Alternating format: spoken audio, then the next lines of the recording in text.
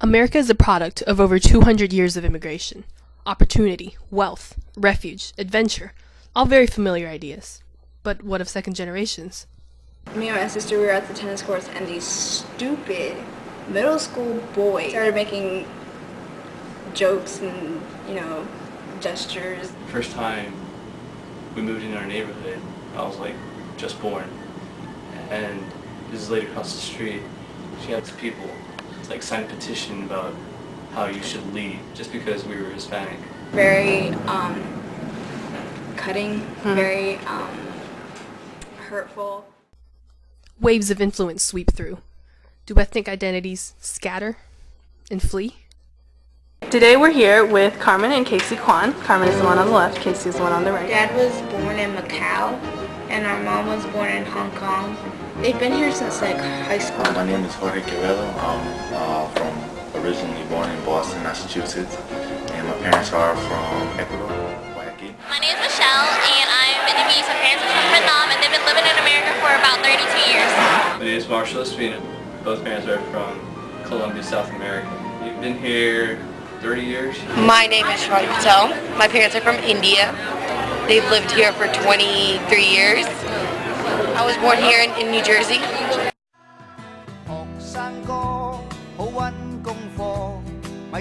Well, I was really disappointed during World History class because the section about China was very short. It took up one day of class. That's what happened.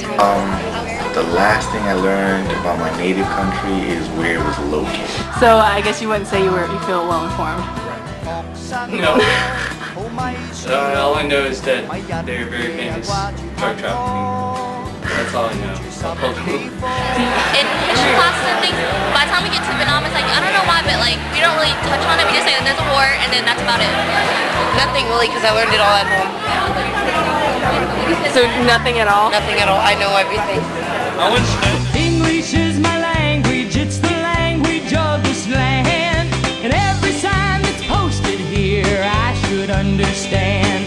I do not live in China, Mexico, no foreign place. And English is the language of these United States. The language our parents spoke to us at home at first was Cantonese, but then as we got older and we started speaking English to them, they learned from us, and so they started speaking English to us so that they could practice their English. We never fully learned the language. I have a couple of friends that are Latinos and don't speak one word of Spanish.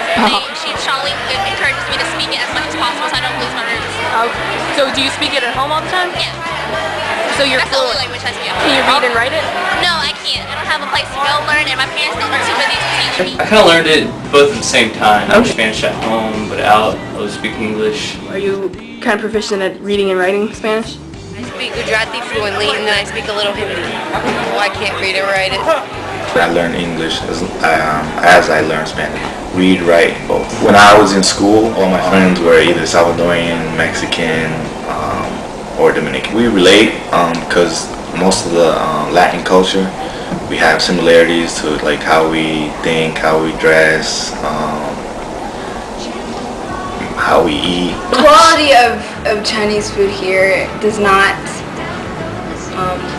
play to the standards of real Chinese food. Yeah. I think that's why we've eaten dinner at home every single night. Yeah.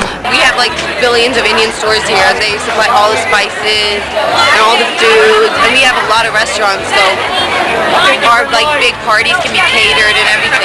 Do you cook Ecuadorian? My father does. Okay. You don't cook. No. The only thing we eat is Vietnamese food, and I've learned how to cook some. My mom used to talk about all these beautiful fruits and vegetables back in Vietnam that they don't have here, and we have to have our own garden because there's vegetables that we can't buy in the grocery store. You know of many places in town with traditional ethnic cuisines? Yes, I do. I know quite a few. I know 3 places along on South Boulevard. One dish is called buñuelos. Really tastes good.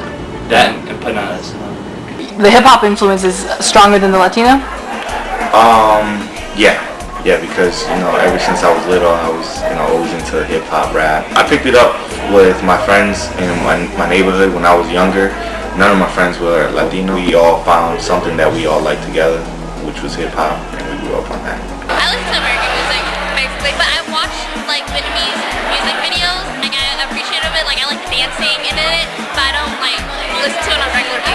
percentage of music you hear is native to your culture? Not much.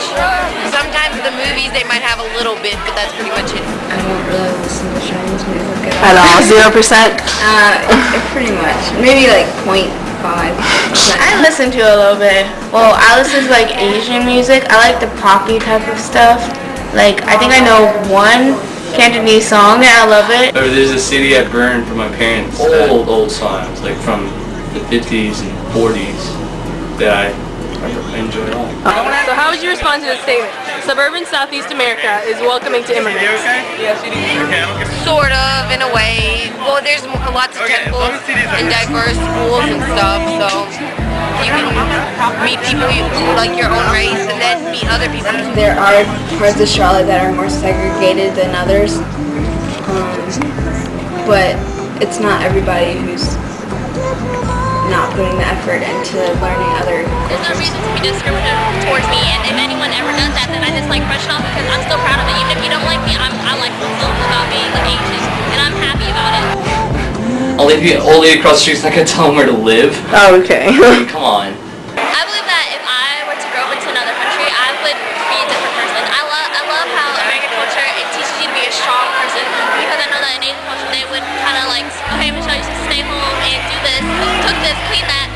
They've held on to their Asian traditions, most of them, which I'm very happy of, because I enjoy being Asian. I love my culture. Proud of who I am. If you want to come and do something, we feel like this is the country to come and do it. It's the power, will, freedom. I love that I was able to grow up in America and I still have Asian like roots, and I'm proud of them and I'm gonna respect them and all. I mean, there's laws and rules, but they pretty much keep it fair for everybody. Yep. All right. Thank you very much. Very much. Though some things could use improvement, experience as a second-generation immigrant rings rich and defining. We are not scattering because this is our homeland, where we find our identities and voices so we can swim together in harmony. The game will never be the same. No matter how much fame or success they attain, there will never be another me. And no matter what they do, there will never be another you. You can search but you'll never find. You can try to rewind time, but in your hearts and your minds we will never die. We are forever alive and we continue growing, one day at a time.